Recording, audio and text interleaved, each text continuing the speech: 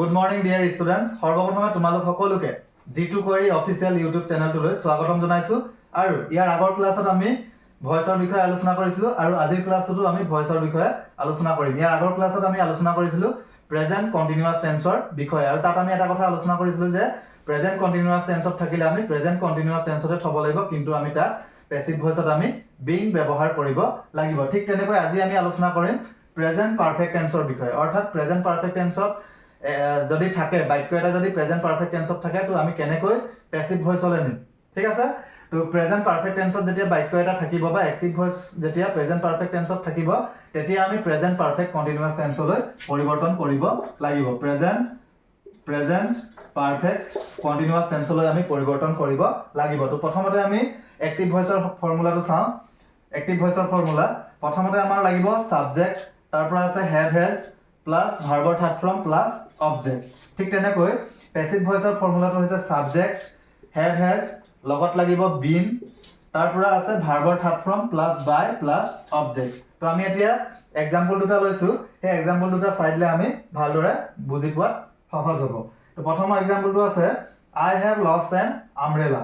তো ইয়াত কি কৈছে, আই হৈছে সাবজেক্ট, হ্যাভ হৈছে অক্সিলিয়াৰী ভাৰ্ব বা হেল্পিং ভাৰ্ব, তাৰপৰা লষ্ট হৈছে মেইন ভাৰ্ব, ভাৰ্বৰ থাৰ্ড ফৰ্ম আছে ইয়াত, এন আমব্ৰেলা হৈছে অবজেক্ট। তো আমি প্ৰথমতে অবজেক্টটো সাবজেক্ট কৰিম, N umbrella, N umbrella, N umbrella has been, an umbrella আছে এখন ছাতিৰ কথা কৈছে গতিকে আমি হ্যাজ ব্যৱহাৰ কৰিম, has been an umbrella has been lost by me, an umbrella has been lost by মি।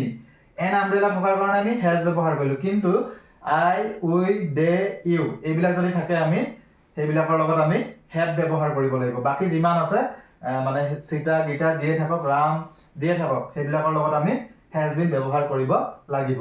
তাৰ পৰা সেকেন্ড যেটো আমি লৈছো বাক্য হেতু হৈছে he has killed a lion. হিটো হৈছে subject, has helping verb, killed main verb অৰ্থাৎ থাৰ্ড ফৰ্মত আছে, এ লায়ন হৈছে অবজেক্ট। তো ইয়াক আমি এনেকৈ পৰিৱৰ্তন কৰিব পাৰো, এ লায়ন